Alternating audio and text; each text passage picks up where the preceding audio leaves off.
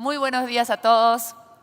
Permitan que me pare un minuto para poder verlos mejor. Muy buenos días, es un placer para mí estar aquí en esta 33ª conferencia de Perumín, le dicen la 33 Convención Minera, que es el evento más importante de la minería en el Perú y que se desarrolla este año en la hermosísima ciudad de Arequipa. Así que permítanme un segundo nada más para agradecer a la ciudad de Arequipa por haberle dado la bienvenida a esta importante conferencia y a mí en particular. Hermosísima ciudad que representa mucho de lo que puede llegar a ser el país. Se siente el optimismo, se siente el brillo del sol, se siente la fuerza de la naturaleza y eso es de alguna manera la minería y eso es lo que queremos que tenga nuestro país. Fuerza, brillo y esperanza. Esta mañana vamos a tener 3 conferencias que empiezan con un tema muy sensible, el de la corrupción. Pero por supuesto, antes de las conferencias, yo estoy obligada a darles lo que son los avisos de seguridad y de orden. Orden y seguridad muy necesarios para avanzar en todo.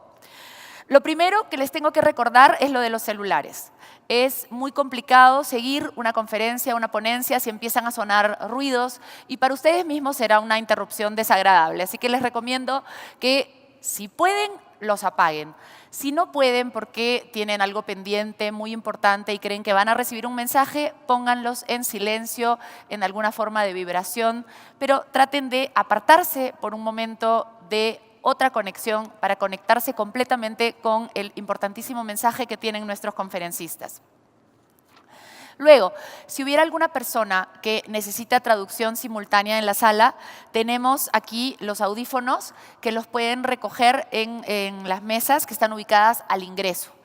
Eso sí, los audífonos sirven solo para esta sala. Cada una de las salas tiene su propio sistema de traducción y de audio, así que si los utilizan, devolverlos al mismo lugar.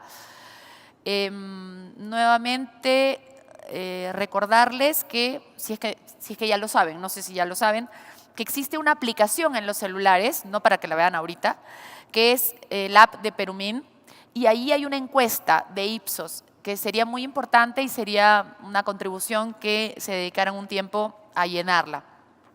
Finalmente, bueno, tenemos un video de seguridad que creo que vamos a empezar pasando. ¿Lo tenemos listo el video de seguridad? Ya lo pasaron temprano. Ya, bueno, la seguridad nunca está de más, por eso quería insistir. Es una sala amplia, lo importante es tener calma y tomar la salida con tranquilidad y sin empujar a nadie. Vamos entonces a empezar nuestra sesión.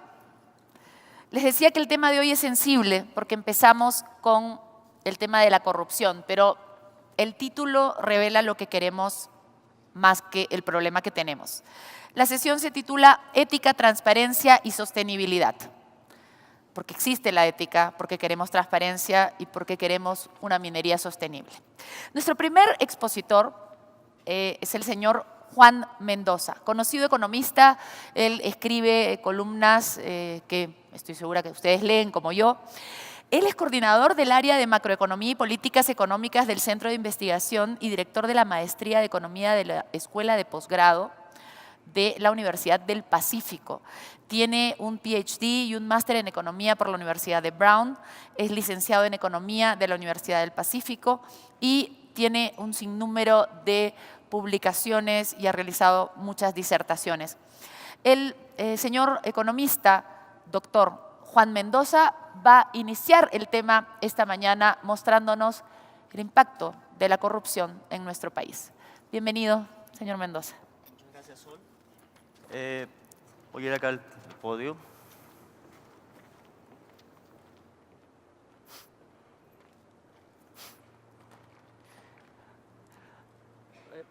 Es un gran gusto estar en esta conferencia. Sin duda el tema de la corrupción es fundamental. Hay un pequeño error en la presentación porque a partir del 1 de septiembre ya no soy director de la maestría de economía, pero sigo siendo economista. Voy a hablar sobre por qué es importante en términos macroeconómicos preocuparnos sobre la corrupción. ¿Y cuál es ¿Cuál es la corrupción es un problema macroeconómico central porque afecta la eficiencia en la asignación de recursos. Y cuando la corrupción es rampante y llegamos a los niveles que creo que países como el nuestro y algunos países comparten, pone en riesgo la propia legitimidad del sistema democrático. Es interesante que por primera vez en la historia de la revisión de la situación macroeconómica del Perú, el Fondo Monetario le ha pedido a nuestras autoridades que tengan medidas más efectivas contra la corrupción. Y esa es una manera elegante del Fondo Monetario de decir que no estamos haciendo mucho. ¿Cuáles son los costos de la corrupción? Uno siempre se fija en la coima, porque es lo que sale en el periódico. Pero la coima es lo que menos importa. El principal costo es la ineficiente asignación de recursos. Y esta ineficiente asignación de recursos toma tres formas. La primera es que hay sobreprecio, porque cuando hay coima hay un incentivo natural a aumentar el costo de los proyectos, porque el corrupto gana más cuando hay sobreprecio. En segundo lugar, la coima aumenta la probabilidad de que se hagan proyectos que no se necesitan y por lo tanto se dejen de hacer los que sí se necesitan. Altera por completo los criterios de priorización de la inversión pública. Y en tercer lugar, las coimas se manifiestan, afectan la eficiencia porque alteran las condiciones de los contratos en favor de quienes han hecho la coima. Y es fundamental para nuestro país que quienes utilizan la coima y el soborno como prácticas de negocios tengan un castigo penal y económico. Y es fundamental que el castigo sea económico y que no haya impunidad, porque si no, el comportamiento se va a volver a repetir. Hay muchos de nosotros que nunca cometeríamos un acto ilícito, pero algunos de nosotros sí.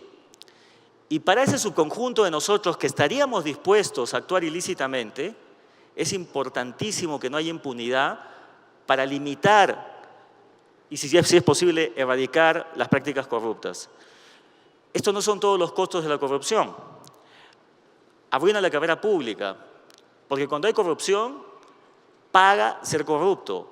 Y paga ser corrupto en grande, porque así uno tiene abogados para defenderse, para no regresar. Las coimas pequeñas no pagan. En segundo lugar, destruye los filtros de la inversión pública. En los últimos 15 años en el Perú, el principal contratista con el Estado ha sido una empresa hoy día que probablemente está inmersa en el caso de corrupción más grande de la historia. Entonces, ¿para qué tenemos CEPLAN?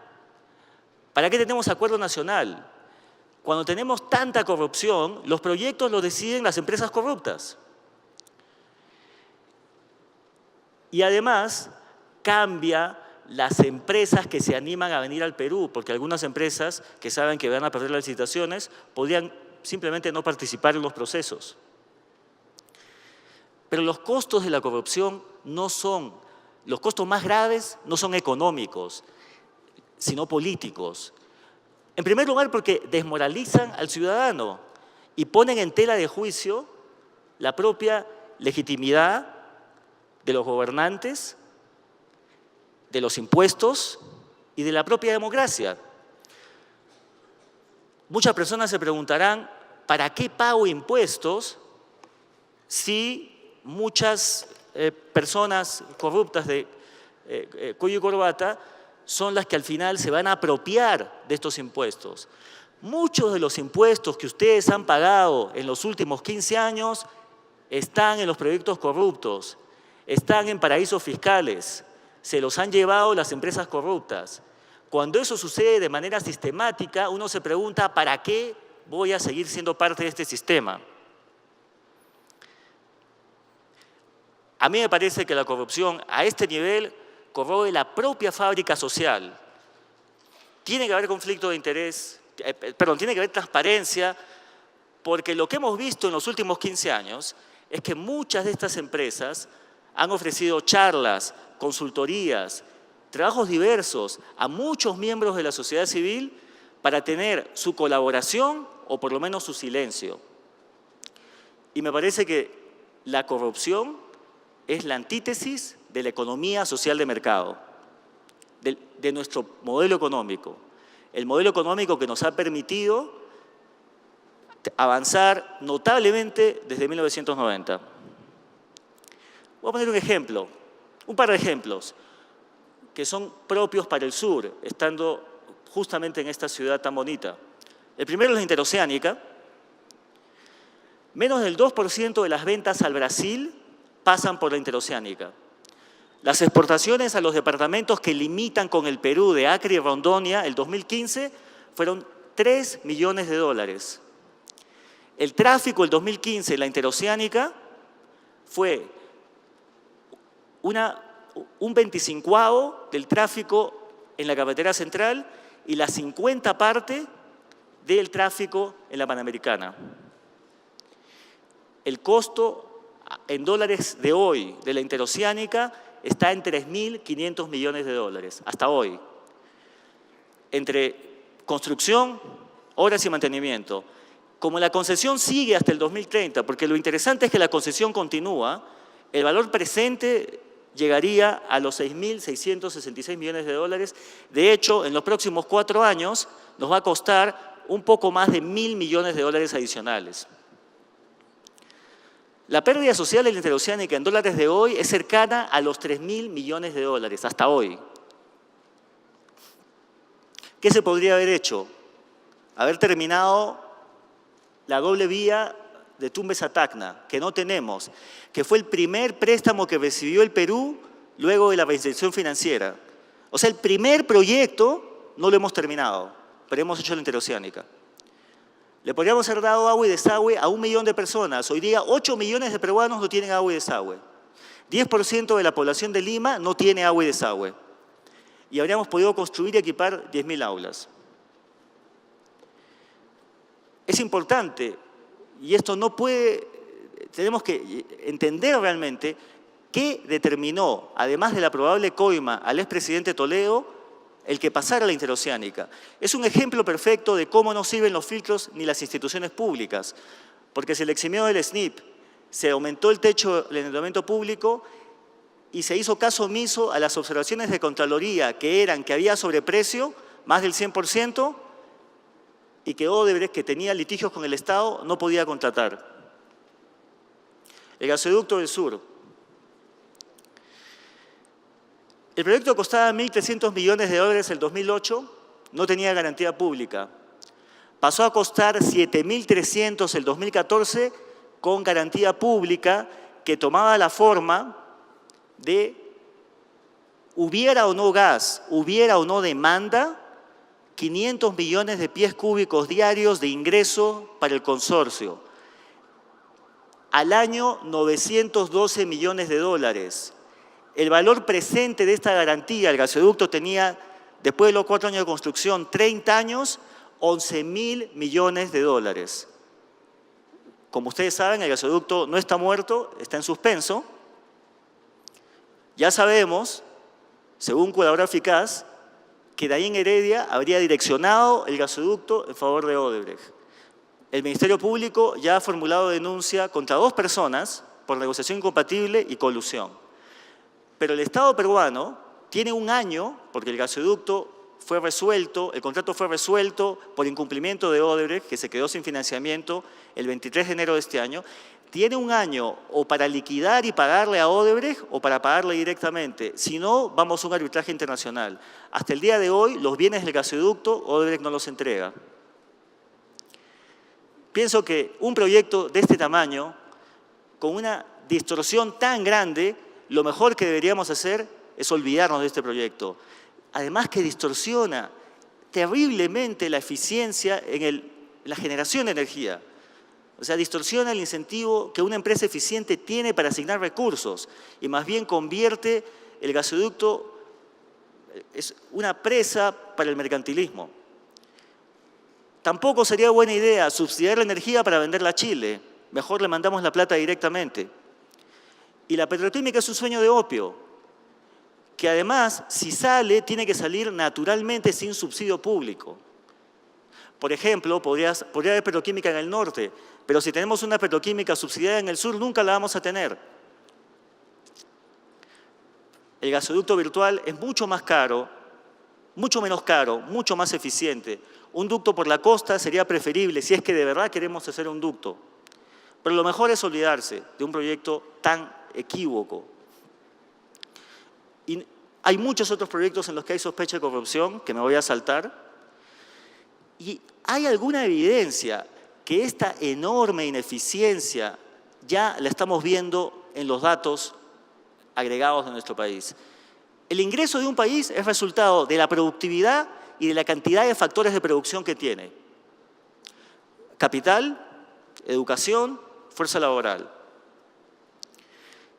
Este es el ingreso del Perú, Chile, Colombia, México, España y Corea.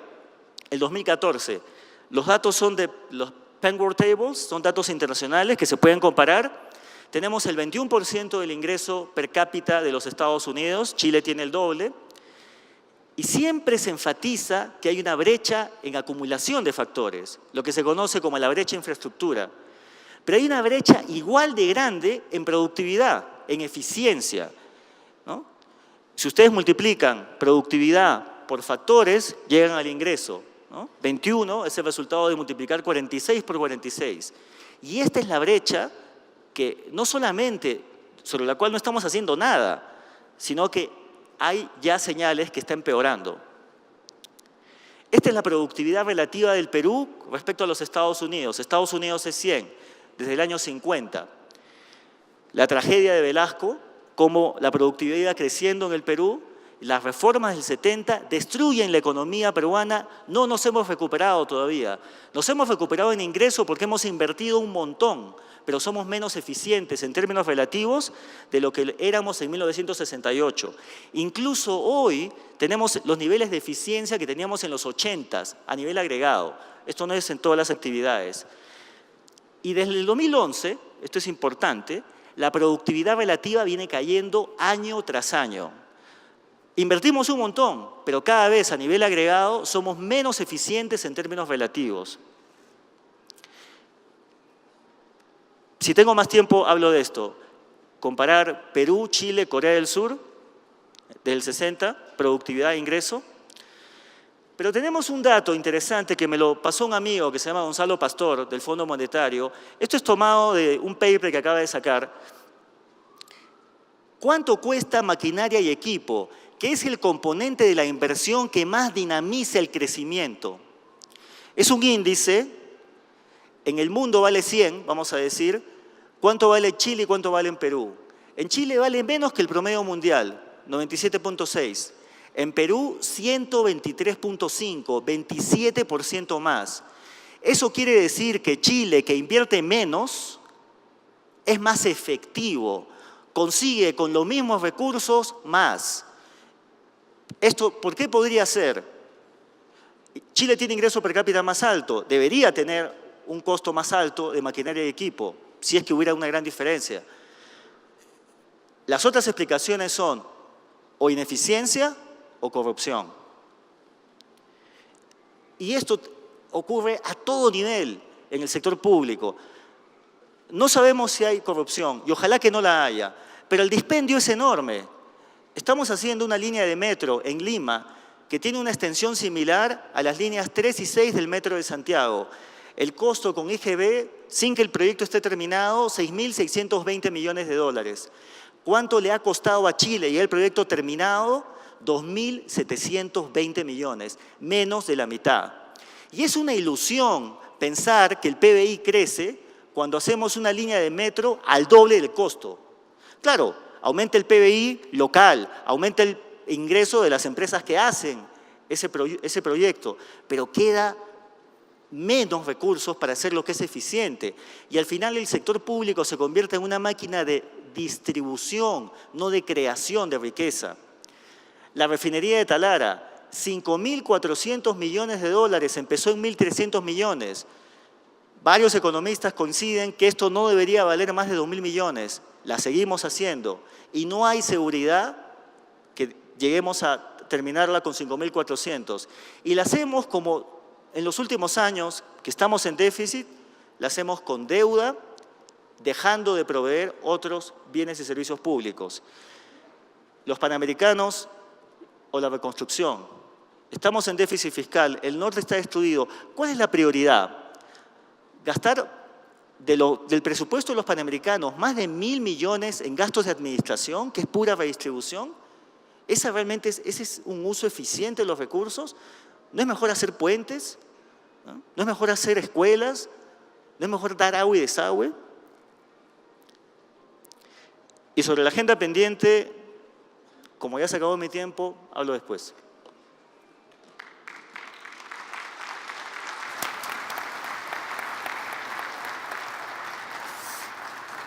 Esta mañana lo que hemos tratado de hacer aquí es tener 3 puntos de vista que tienen que confluir en esta mirada sobre el impacto que tiene la corrupción en nuestro país. Es por eso que las ponencias que tocan van a ser una desde el punto de vista de la empresa y la tercera desde el punto de vista del Estado. Vamos a tener entonces una visión muy completa de todos los ángulos de cómo enfocar este tema de la corrupción, pero siempre acuérdense desde el punto de vista positivo, ética y transparencia. Toca el turno, pues, al presidente de la CONFIEP, el señor Roque Benavides Ganosa. Es, también presidente del directorio de la compañía de Miras Buenaventura, presidente ejecutivo desde el año 2011, pero ha trabajado desde el 77 en esta empresa. Vinculado desde siempre a la minería, él ha sido ya en 1999 presidente de la Confederación Nacional de Instituciones Empresariales Privadas, CONFIEP, cargo que ahora también ocupa, y tiene una serie de distinciones académicas, asistencias a las más prestigiosas universidades del mundo, tanto para seguir cursos como para dar exposiciones. Y como no quiero quitarle tiempo a su exposición, vamos a guardar la enorme lista de logros para escucharlo. Muchas gracias, señora Sol Carreño. Muy buenos días, muchas gracias por la oportunidad. Siempre estar en nuestra casa, en Perumín, en la Casa de la Industria Minera, es siempre muy grato. Quiero decirles que me siento muy a gusto de estar pues con Juan Mendoza y sobre todo con el defensor del pueblo, con el doctor Walter Gutiérrez. Es siempre muy honroso estar con ellos. Creo que Juan Mendoza ha sido muy claro. Yo no sé si todo es corrupción o es ineficiencia. Y la verdad es que en el Perú tenemos que tratar de que nuestros recursos sean invertidos eficientemente y sin corrupción. Y en ese sentido, nosotros vamos a orientar nuestra presentación a qué está haciendo el sector privado en la lucha contra la corrupción. Comencemos por ubicarnos, como dirían los chicos, ubicaína. Vamos a ver dónde estamos. Y estamos, por supuesto, no muy bien cuando nos comparamos con el vecindario. Y para nosotros el vecindario son los países exitosos de América Latina, son los países de la Alianza del Pacífico, los países como México, Chile, Colombia y Perú. Y en ese sentido, por supuesto, Chile es un referente. Muchas veces nos fastidiamos porque nos comparamos siempre con Chile, pero siempre es bueno compararse con los países exitosos. No podemos compararnos con los países fracasados, porque en el Perú tiene que haber una cultura de éxito. Y en ese sentido, el Perú no está pues bien rankeado en términos de desvío de fondos públicos, en confianza en la clase política. Y por supuesto, cuando uno piensa en la clase política, uno no puede dejar de recordar a ilustres políticos del Perú, como pudieron ser Aya de la Torre o Fernando Belaúnde. ¿Cuánto quisiéramos tener ese tipo de políticos hoy día en nuestro país? Gente con decencia, con docencia, gente que dedicó su vida a la política y, por supuesto, gente intachable. Pagos irregulares y coimas también estamos mal, independencia judicial y, por supuesto, la sobrecarga a la regulación estatal. La permisología tiene que ver con la regulación estatal. Eso entorpece y, por supuesto, genera corrupción. ¿Cómo hacemos para fortalecer o en qué posición estamos en términos de fortalecer las instituciones y mejora de gobernanza? Son elementos cruciales para avanzar. Y acá también, compararnos con los países exitosos de América Latina, tenemos una posición en algunos casos menos mala y en algunos más mala, pero nosotros necesitamos trabajar para estar dentro de las calificaciones más altas en efectividad gubernamental, control de la corrupción, estabilidad política y orden interno y, por supuesto, Estado de Derecho. A mí me impactó mucho la presentación de nuestro amigo Red Conger sobre Cerro Verde. Él habló del Estado de Derecho, del rule of law, y que la gente en el Perú, y por eso es que estoy tan complacido de tener al defensor del pueblo acá, las leyes son para todos, no solamente son para las grandes empresas, también es para la gente humilde, también son para las comunidades. El rule of law es fundamental. Si no tenemos el imperio de la ley en nuestro país, las leyes que nos rigen a todos, va a ser muy difícil que nuestra sociedad pueda prosperar. A nivel de América Latina, el Perú es el país que se percibe con el Poder Judicial como la entidad más corrupta. Y en esto no debemos de quedarnos solamente en criticar al Poder Judicial. Tenemos que contribuir. Yo creo que el doctor Duberlí Rodríguez está haciendo un esfuerzo grande por mejorar el Poder Judicial, pero el Poder Judicial necesita el respaldo de toda la sociedad para mejorar. Es una parte fundamental en la economía y, por supuesto, en la política del Perú. La percepción de la población sobre niveles de corrupción en entidades estatales es una crudísima realidad. Se percibe como lo más corrupto. Alguien me está cortando a la hora que hablo de los corruptos. Bueno, se percibe como el Poder Judicial, el Congreso de la República. No crean los señores congresistas que por tener cogolladas de varios días van a salir bien parados. No salimos bien parados como país. La Policía Nacional, lamentablemente, los partidos políticos, los gobiernos regionales, la Fiscalía de la Nación, el gobierno central. Tenemos pues mucho por hacer.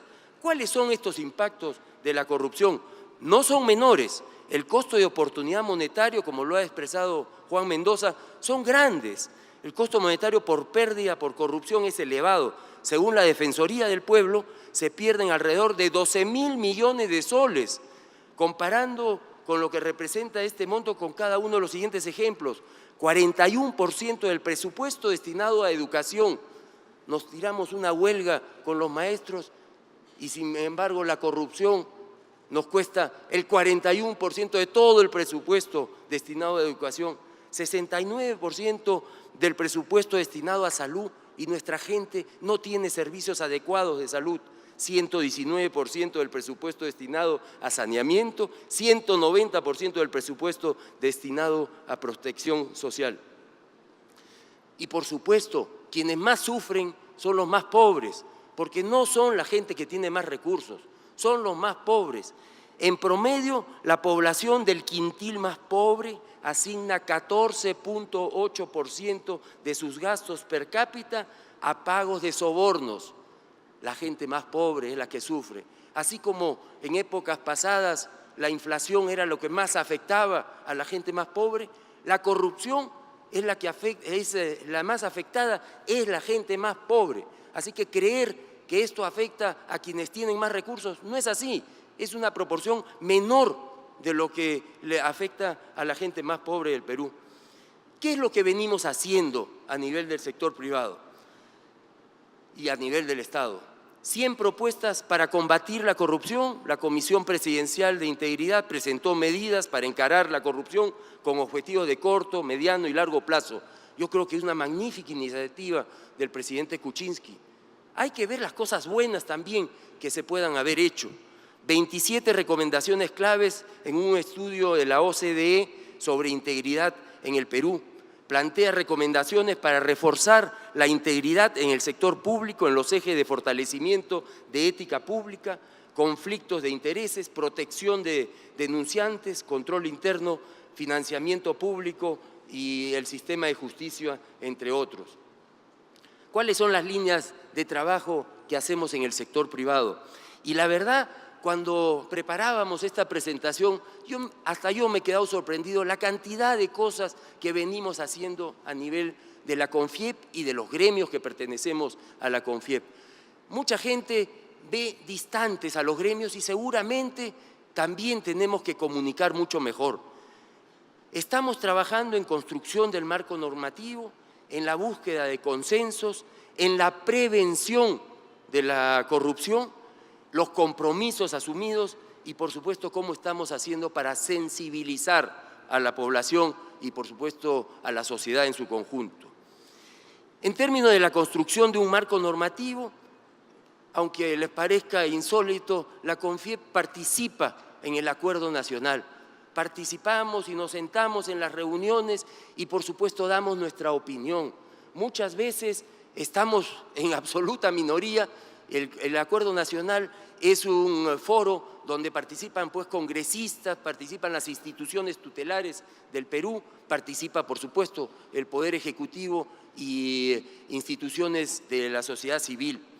La CONFIEP como institución pertenece al foro del Acuerdo Nacional y para lograr el objetivo de un Estado eficiente, transparente y descentralizado se han aprobado varias políticas como la afirmación de un Estado eficiente y transparente, promoción de la ética y la transparencia y erradicación de la corrupción, el lavado de dinero, la evasión tributaria y el contrabando, la vigencia de la Constitución, los derechos humanos y el acceso a la información, libertad de expresión y libertades de prensa. Son trabajos que toman tiempo, consensos y por lo tanto a veces pareciera que somos muy lentos. La elaboración y seguimiento del Plan Nacional de Lucha contra la Corrupción, la CONFIEP también participa junto con otras instituciones. Participamos activamente en la realización del informe de evaluación del Plan Nacional de Lucha contra la Corrupción. Participamos en el Comité Técnico de Normalización de Gestión de la Calidad para promover la integridad. Este comité se abocó a adecuar estándares internacionales a la prevención del soborno en el Perú. No creamos que solo en el Perú hay corrupción, no creamos que solamente en el Perú tenemos que defendernos de la corrupción. Cuando se presentó el caso de Odebrecht, hemos repetido muchas veces que hay ejemplos hasta en Alemania, donde la Volkswagen y Siemens tuvieron problemas de corrupción. Ellos supieron enfrentar esos problemas y, por supuesto, este decreto 003 es un tema que tiene que ser revisado porque no se puede castigar a empresas que no necesariamente han aceptado tener actos de corrupción y a las que han aceptado, por supuesto, todo el peso de la ley. La búsqueda de consensos, participamos en la Comisión de Alto Nivel Anticorrupción, que es un espacio de coordinación entre los poderes del Estado y la sociedad civil para unir esfuerzos y proponer políticas para prevenir y combatir la corrupción en el país. Participamos en los grupos técnicos de esta Comisión de Alto Nivel Anticorrupción. De acuerdo a la política mencionada, la CONFIEP tiene varias funciones: actuar como vocero del empresariado nacional ante el Estado, promover una mayor comunicación y coordinación intersectorial, analizar y elaborar propuestas que contribuyan a reducir la participación de actores empresarios en casos de corrupción. Nosotros rechazamos la corrupción a nivel del sector privado. A nosotros no nos pueden empitonar diciendo que todo el sector privado es corrupto. Nosotros rechazamos totalmente la corrupción. Hay gente muy honorable, gente de gran valía en el sector privado y no se merece ser castigado por algunos casos excepcionales. Impulsamos códigos de conducta que permitan la efectiva imposición de sanciones disuasorias por conductas antiéticas vinculadas a actos de corrupción. ¿Cuáles son las medidas preventivas? Evidentemente hemos promovido los códigos de ética de conducta de los gremios empresariales. Todos los gremios empresariales que participamos en la CONFIEP tenemos código de conducta. Ustedes dirán, seguramente algunos le sacarán la vuelta. Por supuesto que pueden sacarle la vuelta, como hay gente que le saca la vuelta a la ley. Pero tenemos código de conducta que nos permiten sancionar a aquellos que no cumplen con esos códigos de conducta. los principales compromisos asumidos en estos códigos de conducta: principios de equidad, veracidad y transparencia, actuar respetando y haciendo respetar los principios democráticos, respetar y valorar la persona y su diversidad, promoción y fortalecimiento de un Estado transparente, moderno y eficiente, promover la iniciativa privada en el marco de una economía de mercado, estimular la responsabilidad social, el respeto a los derechos humanos, a la sociedad, la ética, la cultura y el ambiente. Los compromisos también tienen que ver con la creación del Consejo Privado Anticorrupción, una iniciativa de mi predecesor, Martín Pérez, para enfrentar el tema a nivel del sector privado específicamente y, por supuesto, hacer seguimiento de las empresas que pudieran estar incumpliendo. El Consejo Privado Anticorrupción ha tomado medidas como pronunciamiento frente a actos de corrupción, proyecto de ley de corrupción entre privados, defensa del arbitraje institucional, porque el arbitraje se está manoseando. Ahora resulta que hay arbitrajes ad hoc y por lo tanto esos arbitrajes, la mayoría de ellos son perdidos por el Estado, por las instituciones del Estado. Eso no es aceptable. Hay que regresar a la institucionalidad. Fomento de la autorregulación, revisión de estándares y protocolos de cumplimiento. Participamos en el Pacto Mundial de las Naciones Unidas, siendo el representante del sector privado, donde vemos por temas como derechos humanos, laboral, ambiente y anticorrupción. Sensibilizamos a la población. Mi presencia hoy día obedece a eso. Nosotros queremos transmitir un mensaje de decencia del sector privado y, por supuesto, de crítica a aquellos que no cumplen con todo lo establecido. La Sociedad Nacional de Minería, Petróleo y Energía, por supuesto que también cumple teniendo un código de ética. Los mineros tenemos que ser lo más transparente posible y hemos redactado un código de ética que nos ha llevado a trabajar con mecanismos de autorregulación. La Sociedad de Minería ya castigó a alguno de sus miembros en algún momento y, por supuesto, eso no se hace público porque no se tiene que enrostrar, pero que sí estamos actuando decididamente en contra de aquellos que no actúan bien, eso es evidente. ¿Qué cosa es lo que se viene? Se viene la Cumbre Empresarial de las Américas. Curioso el nombre que tendrá esta conferencia: Gobernabilidad Democrática frente a la corrupción. Y, por supuesto, la CONFIEP es el representante del sector privado en esta conferencia y estaremos participando muy activamente. Los campos donde actuamos, una vez más para recordarlo: construcción del marco normativo, la búsqueda de consensos, prevención, compromisos y sensibilización. El sector privado viene trabajando para generar mucho más decencia y, por supuesto, lucha contra la corrupción en nuestro país. Muchas gracias.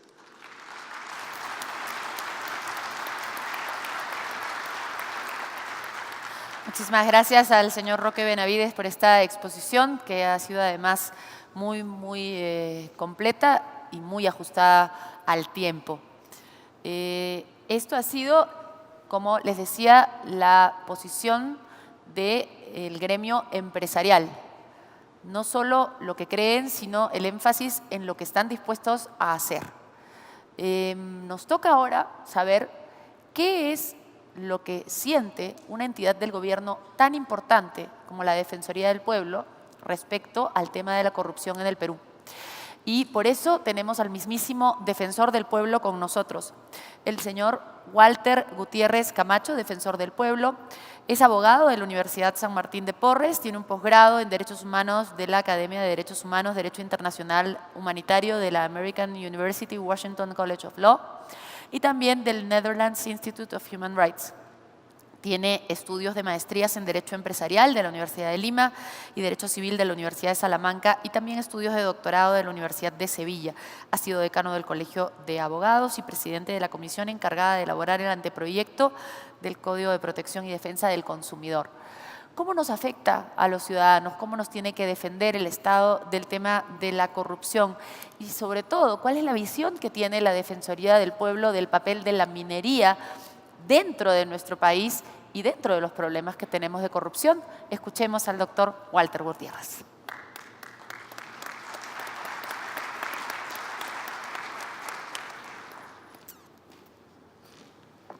Gracias. Buenos días, Perumín 33, Convención Minera. Quisiera también saludar a mis amigos Juan Mendoza, Roque Benavides y a la doctora Sol Carreño y pedirles a ustedes un par de minutos antes de ingresar directamente a mi exposición y pedirle desde luego también a la conductora, a la doctora Sol Carreño, para exponer, para explicar cuál es la mirada de la Defensoría en relación a la minería y los derechos humanos. En los últimos 15 años, el Perú ha crecido de una manera significativa. Como nunca antes hemos crecido y al propio tiempo hemos logrado reducir significativamente la pobreza. Hemos pasado de 60% a algo menos de 20% en pobreza.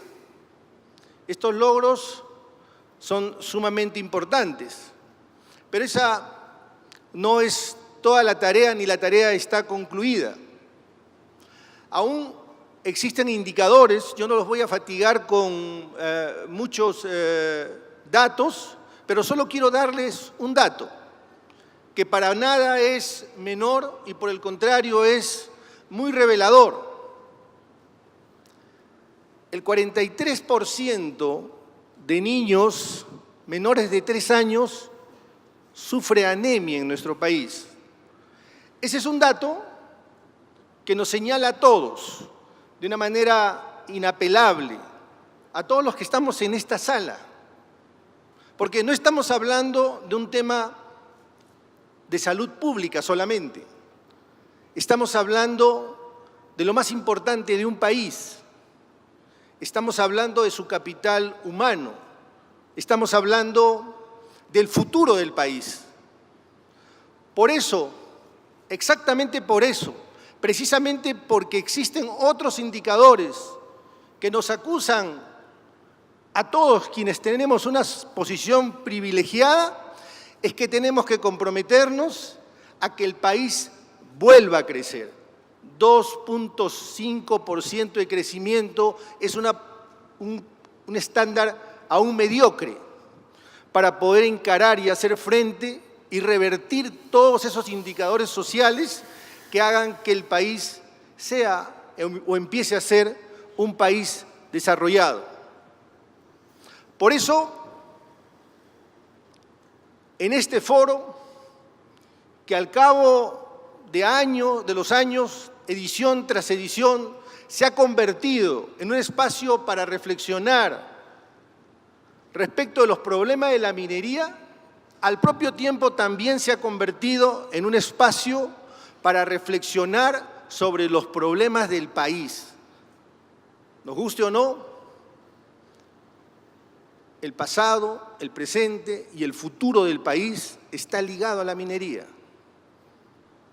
Nuestra ventaja competitiva, una de nuestras ventajas competitivas es la minería. El Perú hace 40 años tenía un Producto Bruto Interno más grande que el de Chile.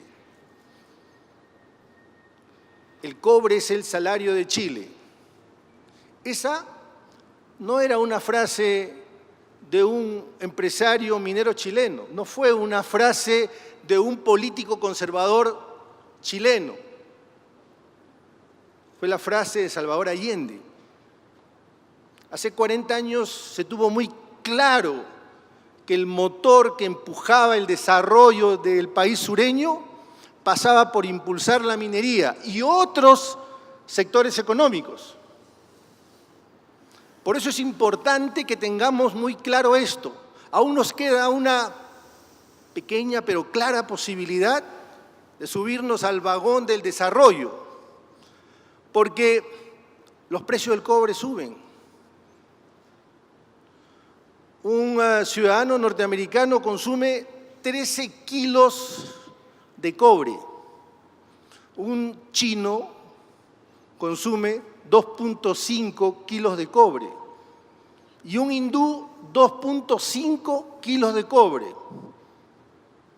El potencial de consumo es enorme. Ni el político más visionario chileno tenía en su variable hace 40 años que un gigante iba a introducir a la clase media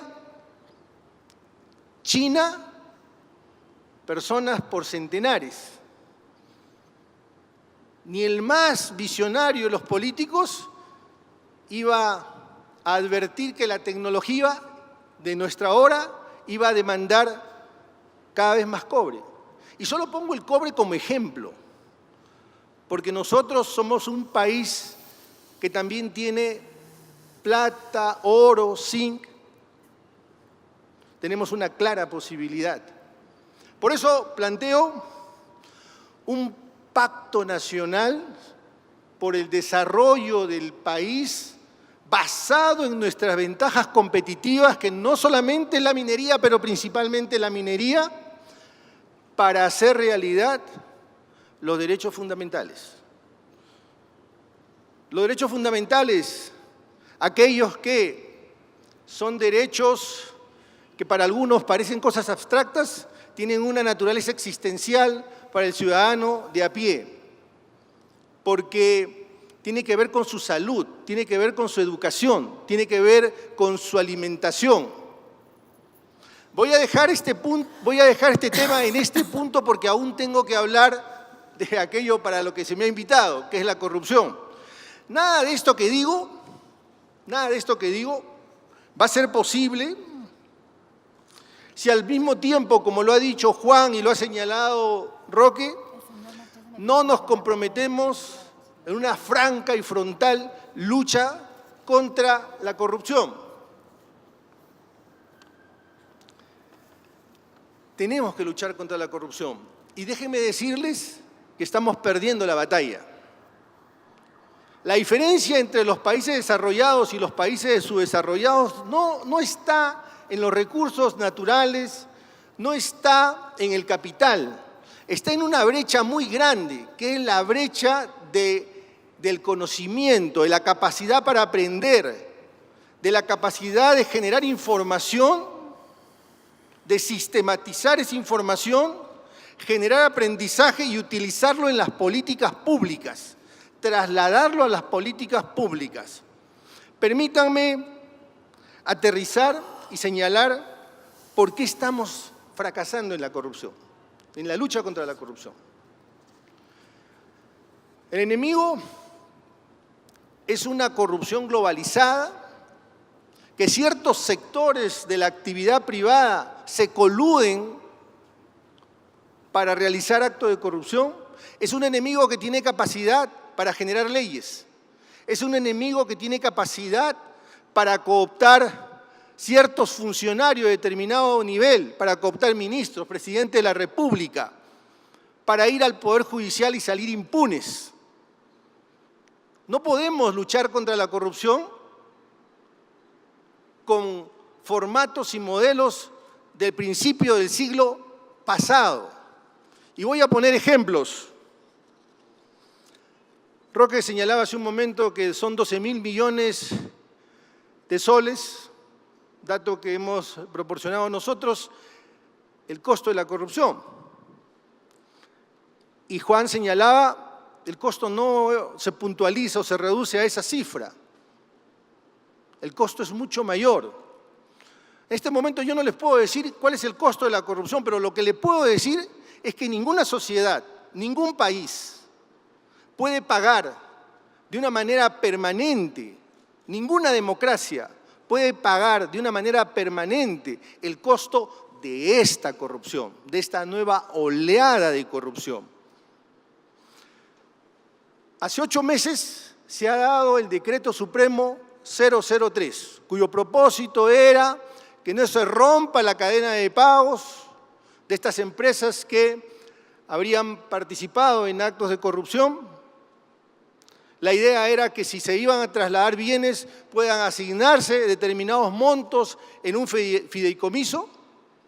Pero lo más importante de ese decreto de urgencia no se ha cumplido.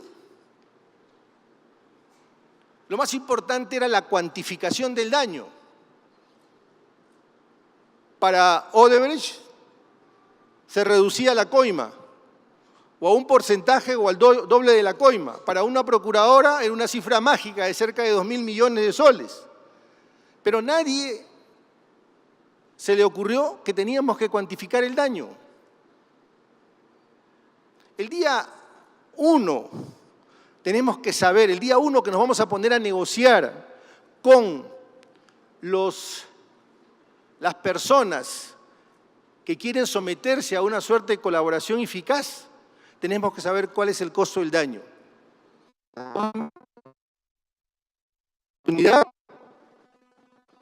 El daño social que se ha generado, en realidad existen varios modelos. La Defensoría ha creado ahora una adjuntía anticorrupción, de lucha contra la corrupción. Algunos de ustedes se preguntarán, ¿pero qué hace la Defensoría con una adjuntía de lucha contra la corrupción? Si para eso existe la Fiscalía, la Procuraduría, el Poder Judicial, la Contraloría General de la República. Sí. La idea es que la Defensoría va a generar información, ese conocimiento del que hablaba hace un momento, esa brecha, reducir esa brecha y poder trasladarla al sector público y al sector privado para poder luchar inteligentemente contra la corrupción. Y en este punto quiero darles justamente este dato.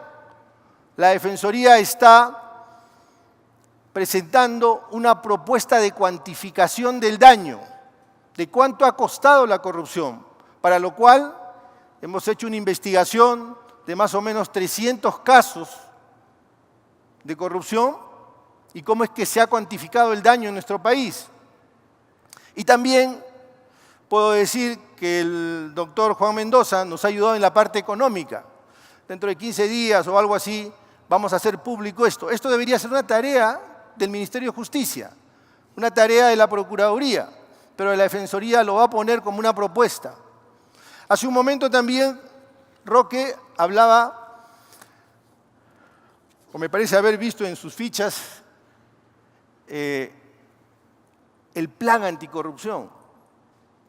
El Perú tiene un plan anticorrupción que va del 2012 al 2016, que se elaboró en el anterior gobierno. Bueno, la Defensoría hizo una supervisión sobre ese plan.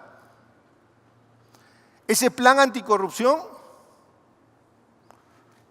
que obligaba a que los 19 ministerios tengan planes, oficinas, indicadores. Algunos ministerios no tenían plan. Otros habían contratado empresas consultoras para que le hagan el plan. Es decir, los consultores sabían más que los ministerios respecto de lo que pasaba dentro de los ministerios. No habían oficinas que implementaran el plan, no había personal y no había presupuesto. ¿Cómo se puede combatir la corrupción con planes que simplemente son declaraciones? Si esto que estoy diciendo todavía no es preocupante o inquietante, déjenme decirle que debemos aprobar otro plan, porque ya venció, ese era el del 2016, del 2017 al 2020.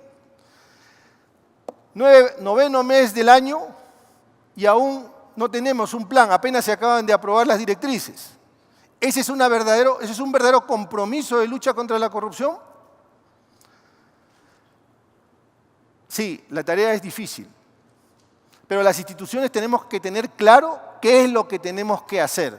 La Defensoría tiene muy claro cuál es el compromiso que tiene en el desarrollo del país y en hacer materiales y reales los derechos fundamentales y su lucha contra la corrupción. Todo lo que digo está conectado.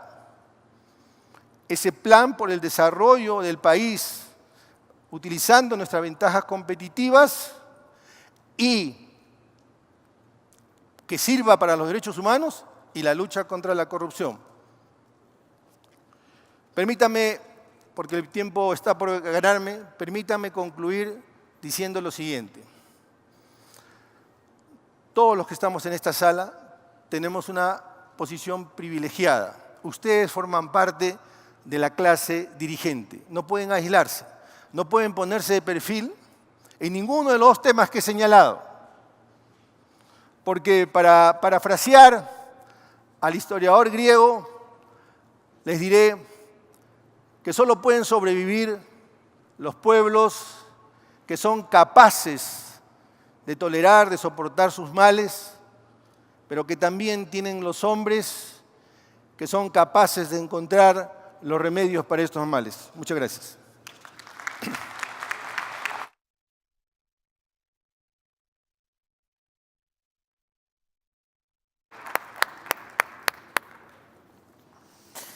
Muchísimas gracias al defensor del pueblo y vamos a dar inicio a la parte del conversatorio y la discusión de ideas de nuestros ponentes. Yo los he escuchado con mucha atención, igual que toda la sala, y no puedo dejar de pensar en una cosa. El representante de los académicos tiene completamente ubicado el tema de la corrupción, el impacto que tiene en el país, el daño que nos hace.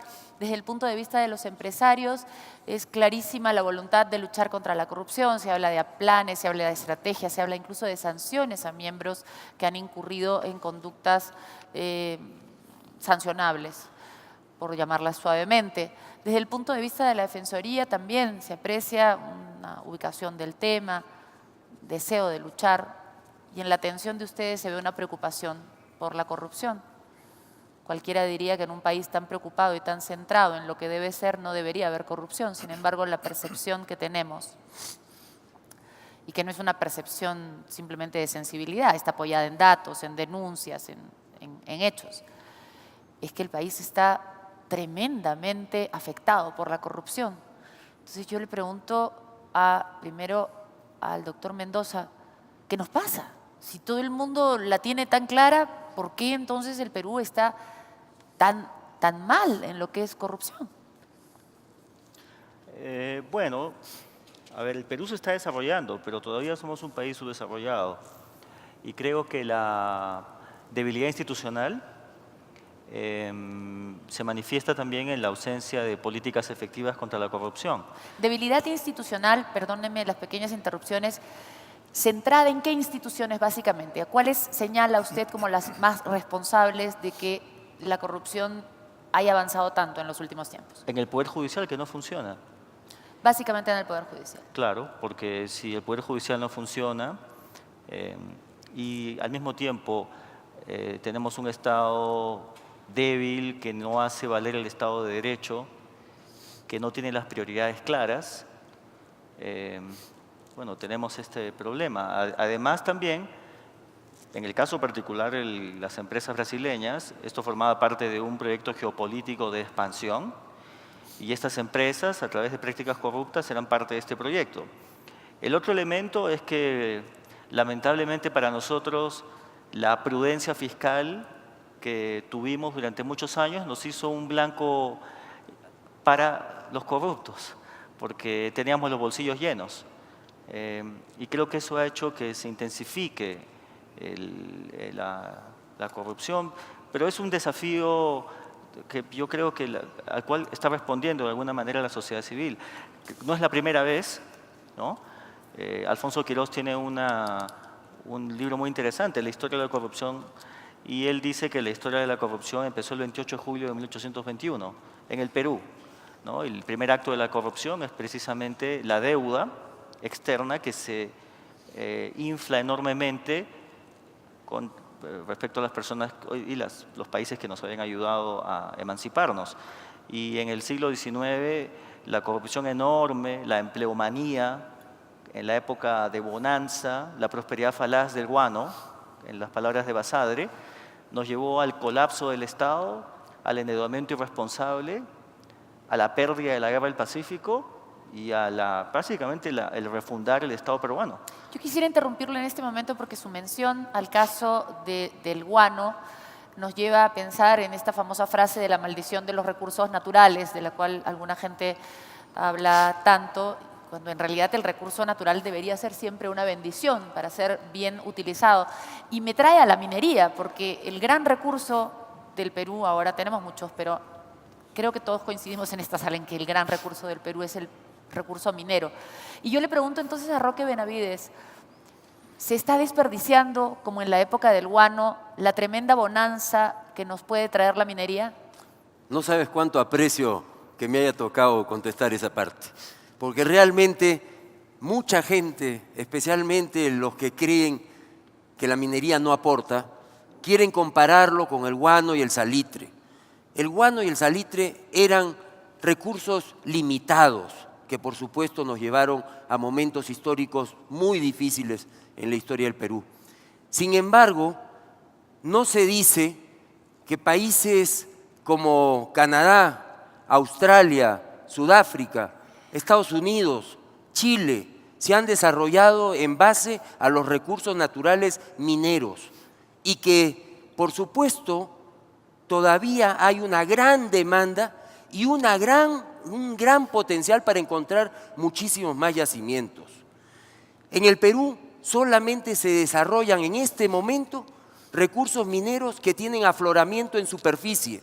No hay un solo yacimiento en el Perú que no tenga afloramientos en superficie, que esté en operación. ¿Ustedes se pueden imaginar cuál es el potencial para encontrar más yacimientos en nuestra patria? Y por supuesto, si nos ponemos a soñar, hasta el día de hoy no se desarrolla un solo yacimiento en la base marina, debajo del mar. Y yo creo que el Perú se ha beneficiado con los recursos naturales que se han desarrollado. No podemos volver a cometer el error que cometimos cuando el nefasto gobierno del general Velasco generó una situación de inestabilidad terrible. Recordemos que desde la decisión para desarrollar Cuajone, 1969, hasta la decisión para ir adelante con Yanacocha, 1993, pasaron 24 años sin que se desarrollara un solo proyecto minero en el Perú, mientras que en Chile, en Canadá, en Australia, se desarrollaban ingentes recursos. Lo que hemos perdido son 2 décadas o 3, pero ciertamente el sector minero ha contribuido y va a seguir contribuyendo. Y cuando hablamos de corrupción, a veces nos quedamos pues en lo negativo. Y yo no quiero, pensaba después de haber hecho mi presentación, dejar de hacer mención y reconocimiento, rendir mi homenaje a grandes mineros del Perú, a gente como don Ernesto Bertelschutz, a gente como don Jesús Arias, a gente como Lucho Hochschild, asesinado por el terrorismo, a gente como mi padre. Y por supuesto, a los millones de peruanos que dependemos de un sector tan importante como la minería. Voy a regresar al tema porque hay una parte de la pregunta que no terminó de responder, pero quisiera que vayamos con el defensor del pueblo, que ha dicho una cosa muy interesante que quisiera que explique un poco más. Estamos hablando del tema de corrupción, estamos hablando esto vinculado dentro de lo que es una convención minera. Y usted nos habló del papel que tiene la minería en relación al desarrollo de los derechos humanos. Entonces yo quisiera pedirle que me junte un poco las 3 ideas, es decir, cómo lograr que el desarrollo minero se dé no solo dentro de un marco de respeto a los derechos humanos, que muchas veces se identifican solo con respetos de las comunidades, pero en realidad yo creo que involucra a todos los peruanos. ¿Cómo lograr que ese desarrollo impacte en los derechos humanos de todos los peruanos? ¿Tiene usted alguna perspectiva sobre eso? Sí, gracias. En realidad, si no logramos que la minería se legitime desde el punto de vista social, difícilmente vamos a tener como aliados a los propios ciudadanos. La manera de legitimar la minería, que la gente entienda que es la pista que nos conduce al desarrollo, es que esos recursos, ese impuesto a la renta, ese canon, todo eso se destine a desarrollar derechos que una gran cantidad de ciudadanos no tiene: salud, educación, alimentación, lo que dije hace un momento. Eso es lo primero, y no solamente el Estado, porque ahí hay un error. La minería moderna, la minería comprometida con los derechos humanos debe entender que este es un Estado débil, Este es un Estado cuyo brazo no alcanza a todas las partes del país. Y en esos lugares es la empresa minera la que muchas veces hace las funciones del Estado. Y no puede escamotear esa labor que de alguna manera, obra por impuestos o cualquier otra herramienta que se pueda utilizar que compense justamente ese accionar de la minería, va a hacer que la legitime. Tiene que involucrarse con las personas, con la realidad. Una minería moderna es una minería que respete el medio ambiente y que se compromete con los derechos fundamentales. Pero algo muy importante que tanto Roque como Juan señalaron, pero si además ese remanente que se genera producto de la minería para el Estado se va a utilizar en proyectos que nos conducen a la nada y que se hacen impulsados fundamentalmente por ineficiencia y corrupción, entonces la gente no ve, el ciudadano no ve que esta actividad económica se legitime. Justamente quería pasarle la palabra cuando la pidió el doctor Juan Mendoza, porque ahí, a ese punto iba yo cuando trataba de relacionar el tema del guano, el salitre y la minería. El símil que yo veía, o el paralelo que veía yo, inspirada además por la exposición del doctor Mendoza, era que muchos de los beneficios que debió dejar la minería a través de la recaudación de impuestos y a través de obras en el Estado, se están perdiendo porque, como dijo el señor Mendoza, las obras son ineficientes, tienen sobrecostos. ¿Qué me puede decir sobre esto? ¿Tiene esta misma, lo entendí bien? ¿Tiene usted esta misma percepción? Exactamente. Quería comentar también lo que dice Roque. La minería de hoy no tiene nada que ver con la extracción de salitre ni el guano. Tiene muchísimos encadenamientos y tiene un impacto local, ¿no? Ese impacto local a veces no se percibe macroeconómicamente, pero es claro. Pero ciertamente muchos de los ingresos fiscales, consecuencia del esfuerzo de la productividad de la minería, han terminado en la interoceánica. Que es como terminar en el agua. Van a terminar en Talara, van a terminar en la línea 2, que es o corrupción o ineficiencia.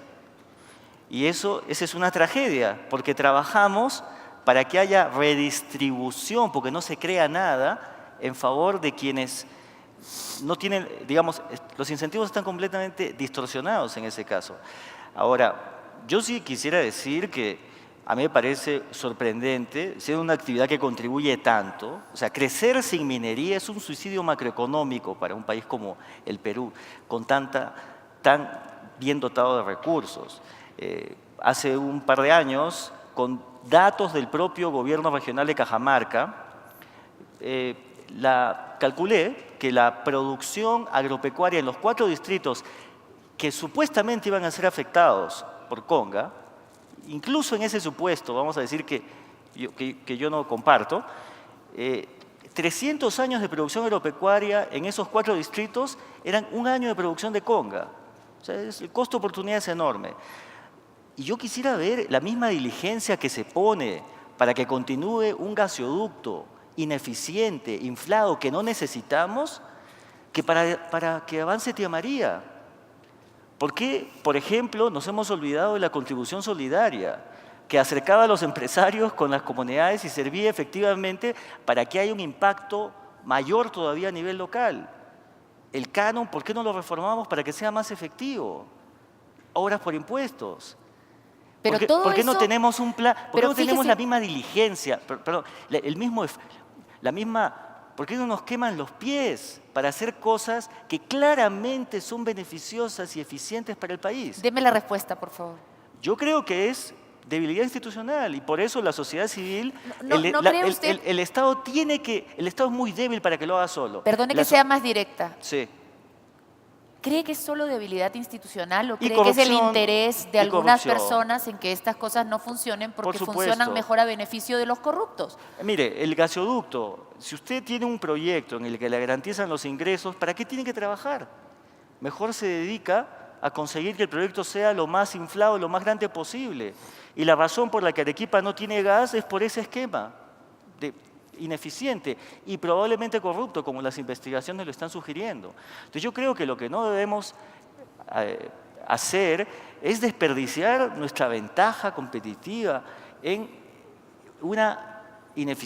proyectos tan ineficientes, con tanto sobreprecio y con probable corrupción. Vamos a entrar entonces en la última parte del conversatorio a soluciones. Vamos a dejar de angustiarnos, de sufrir. Creo que todos tenemos una cierta conciencia de la enorme cantidad de problemas que hay. Y vamos a plantear agenda pendiente, que era lo que se le quedó, y opiniones de pasos concretos, pero muy concretos a seguir de cada uno. Y yo le voy a hacer una pregunta incómoda, me toca el señor Roque Benavides. Usted mencionó en su exposición que como CONFIEP tienen una posición institucional de rechazo a la corrupción y que incluso han sancionado a algunos de sus miembros, dijo usted, eso sí, sin hacerlo público porque no hay que hacer escarnio.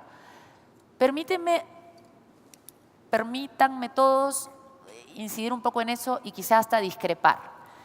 ¿No cree usted, señor Benavides, que esta sensación de impunidad tan dañina que hay se acrecienta si se sanciona en secreto? Es decir, existe una percepción del empresario que protege al otro empresario.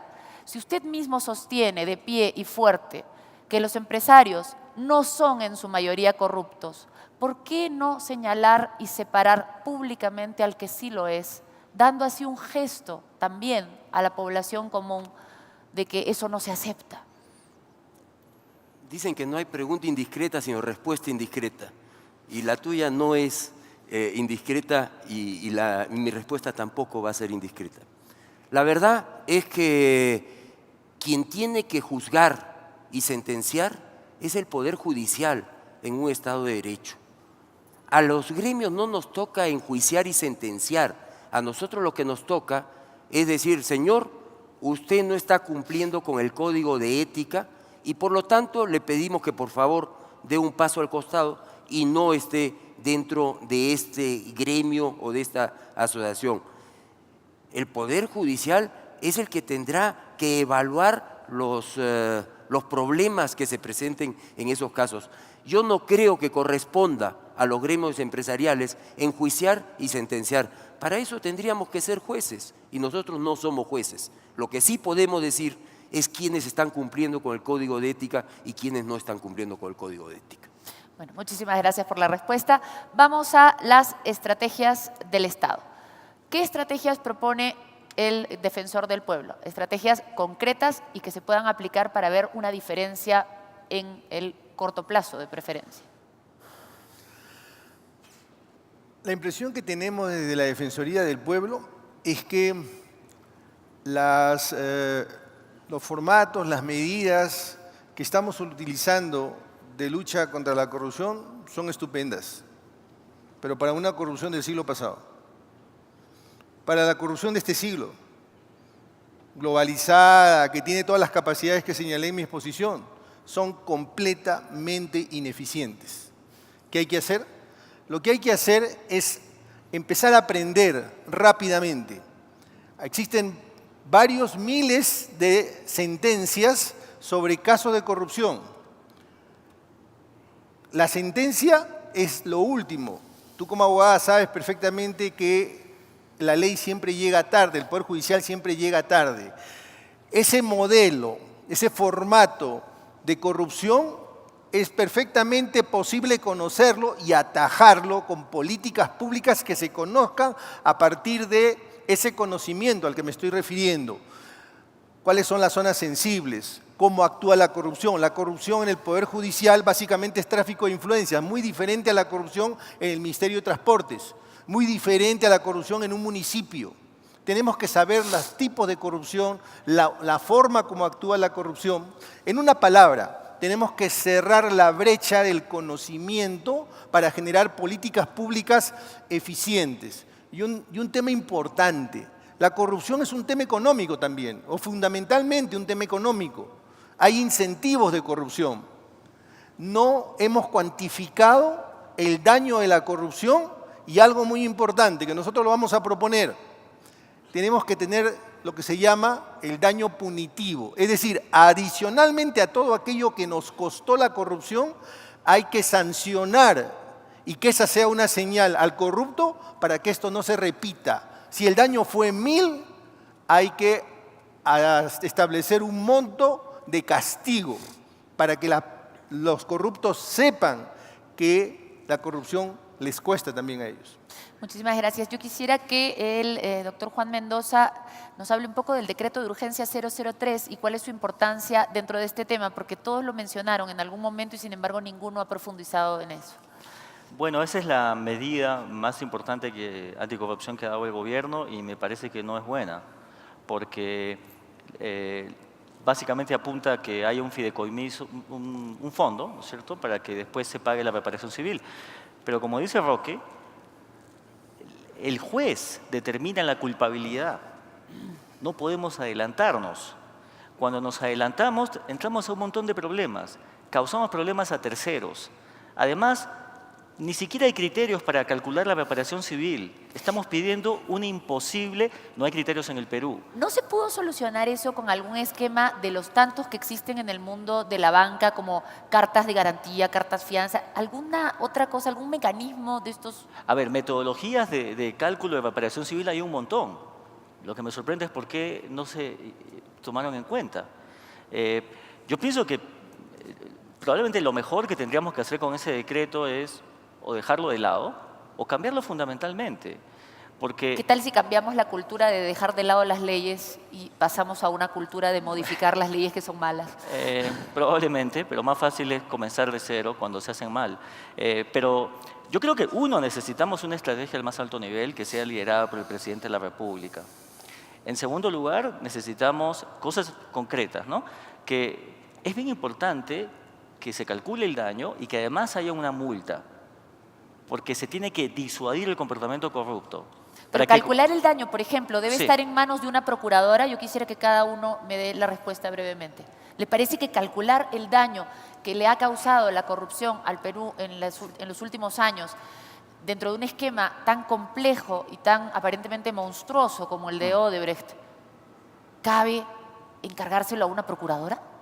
No, el procurador tiene que hacer una propuesta, pero en nuestro país la reparación civil, de acuerdo a nuestras leyes, las dicta el juez una vez que se termina el proceso. Aún Por eso que vayamos a eso. Por eso que el 003 no sirve.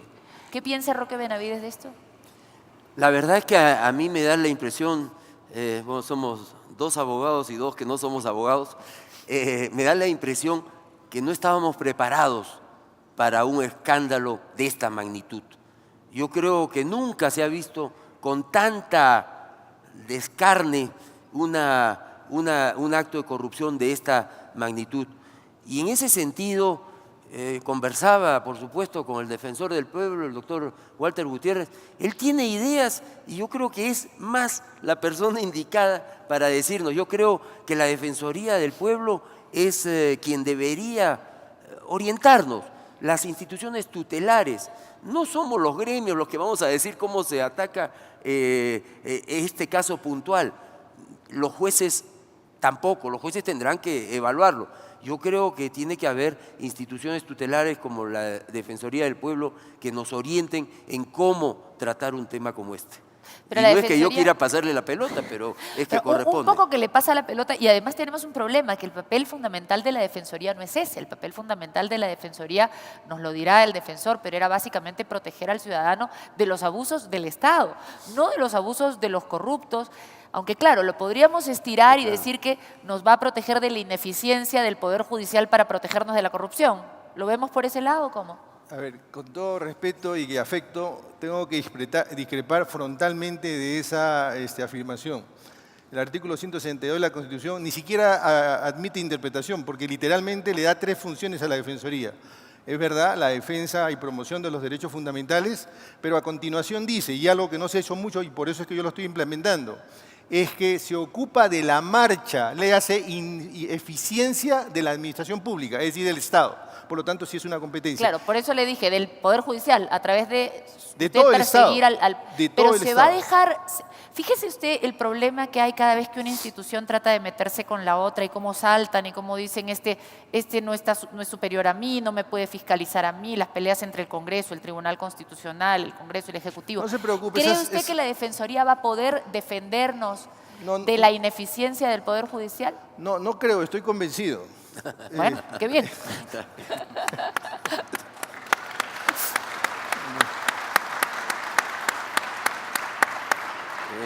Y estoy convencido porque la Defensoría es una institución muy fuerte, que ha logrado una legitimidad, no por esta gestión, sino por la gestión de los anteriores defensores. Yo no quiero desentonar y quiero dar un paso más.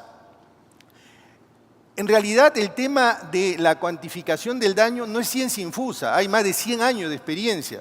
Déjenme decirle, Sol, y déjenme decirles a ustedes que en España, por ejemplo, existen baremos, es decir, existen ciertos estándares de cuantificación del daño de accidentes de tránsito. Es decir, cuando usted realiza un daño, comete un daño con su automóvil, ya se sabe por lo menos cuál es lo mínimo que se va a pagar, no lo máximo, pero lo mínimo que se va a pagar por el daño que se generó.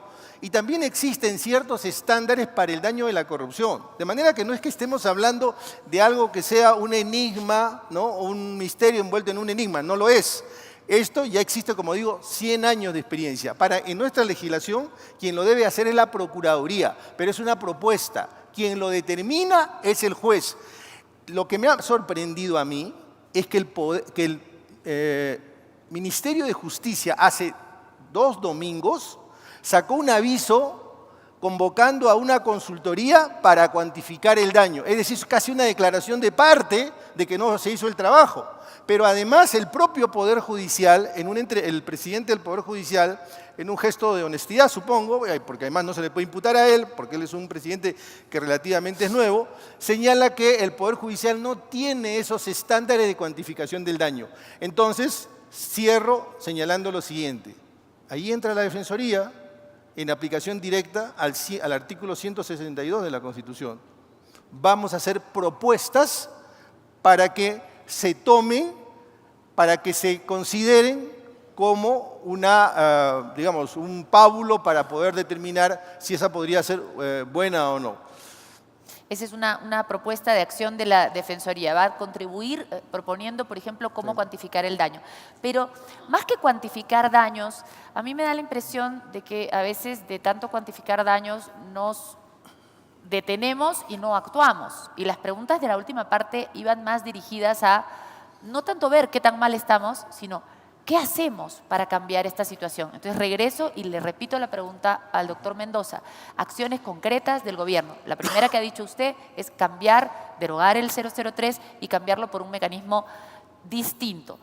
¿Qué otra acción concreta? O sea, por ejemplo, si hay una sospecha de que pueda haber una transferencia de bienes, para eso están las medidas cautelares. No se necesita ninguna legislación que debería solicitar o el procurador o el fiscal. Y no nos enredamos con más leyes, que ya tenemos demasiadas que no funcionan bien.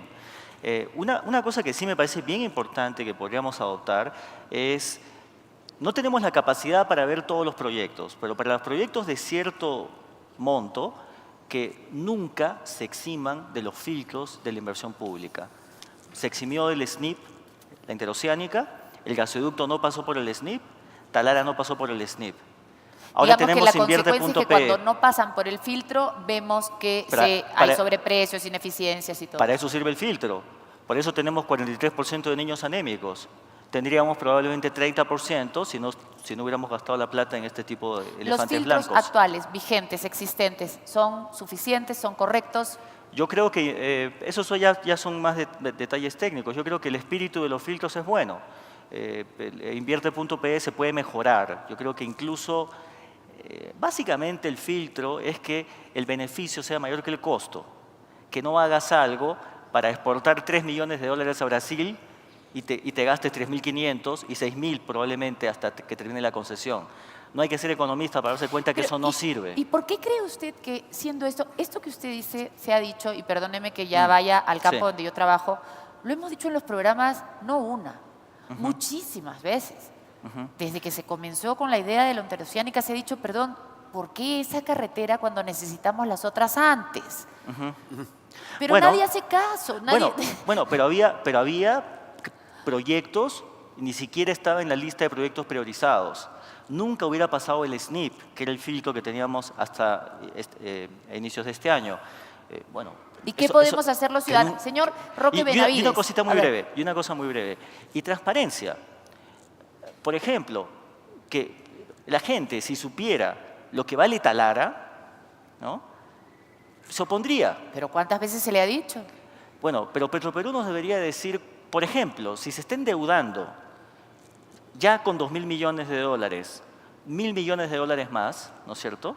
Y esa deuda ni siquiera la va a pagar, se paga de acá a 15, 30 años, ¿cuánto va a costar el proyecto? Que ¿Y es una para qué, pregunta además? elemental. Si te endeudas, ¿para qué te endeudas? Si compras una casa, ¿cuánto te va a costar? ¿Cuánto vas a recibir después? ¿Cómo así ese proyecto que tenía rentabilidad de 13% el 2008, costando 1.300 millones, es decir, que por año ibas a recibir 169 millones, ahora con 5.400 es rentable si te tienes que endeudar al 6%? Es una máquina de perder plata. Entonces, tiene que haber transparencia.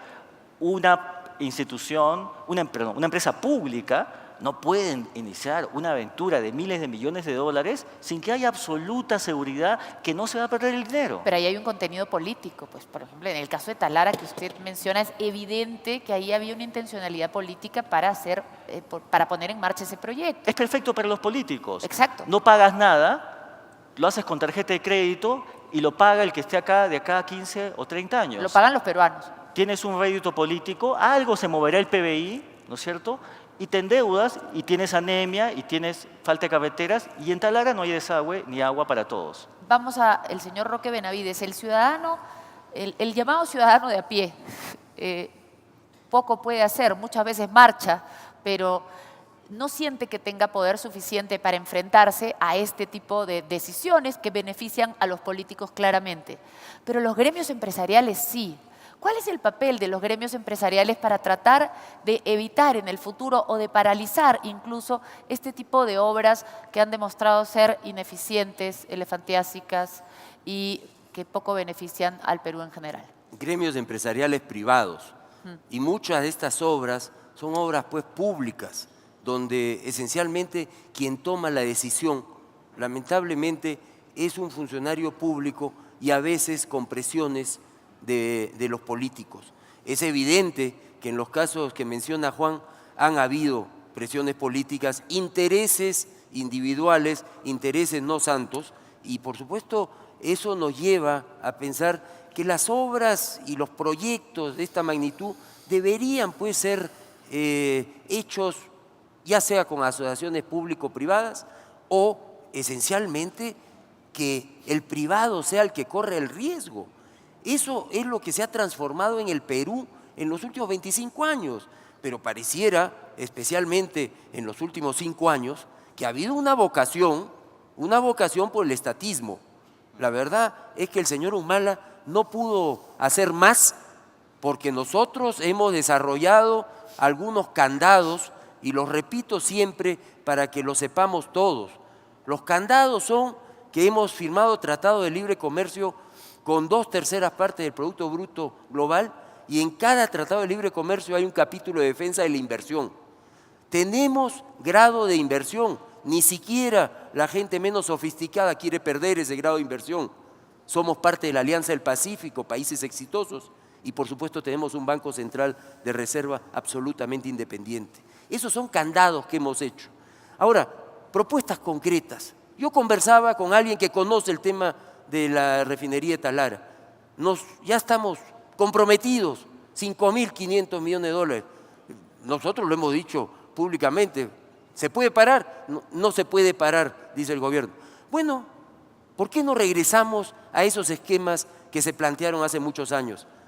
¿Por qué no buscamos algún inversionista que venga y que ponga la plata que queda, lo que fuera necesario, y por supuesto haga un gran centro de refinación y por supuesto petroquímica, pero a riesgo del privado, a riesgo de gente que conozca de este negocio?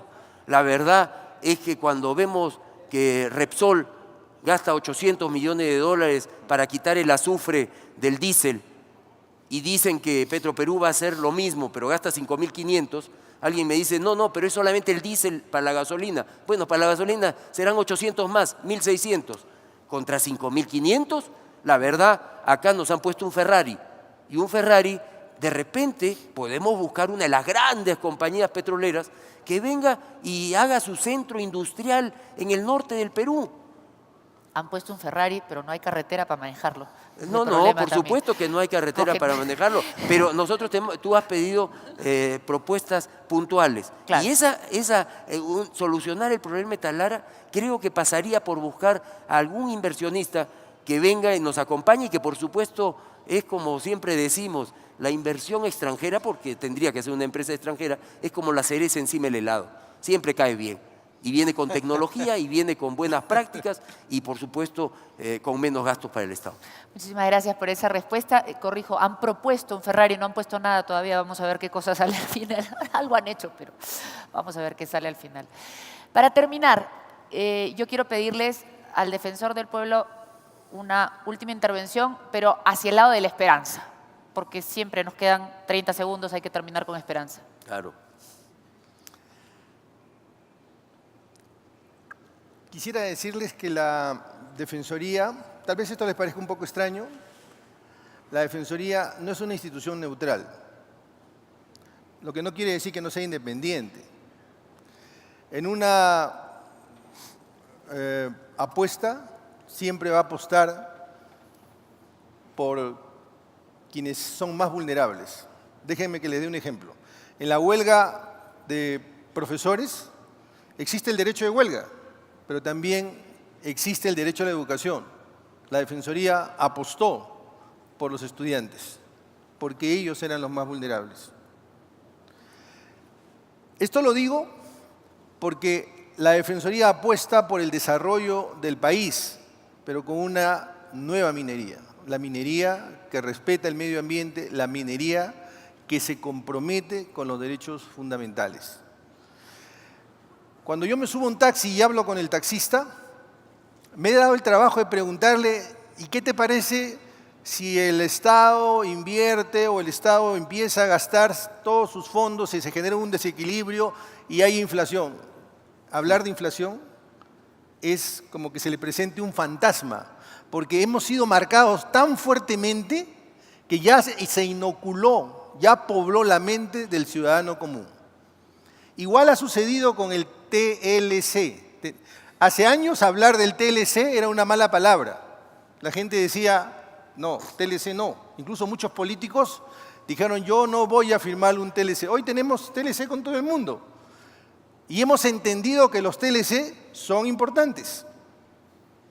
Ha llegado el momento en que todos, Estado, ciudadanía y principalmente ustedes, ayuden a entender que la nueva minería, la minería responsable, la minería comprometida con el medio ambiente, comprometida con los derechos humanos y que lucha contra la corrupción, es una minería beneficiosa. No he dicho que esto sea fácil, es cuesta arriba, es difícil, pero créame que es importantísimo de hacerlo de cara al futuro, principalmente por nuestros hijos.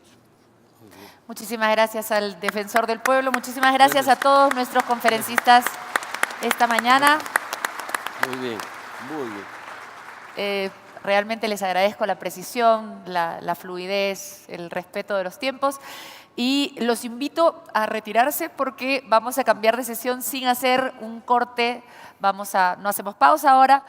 Muchas gracias. Pasen un aplauso por favor a nuestros conferencistas.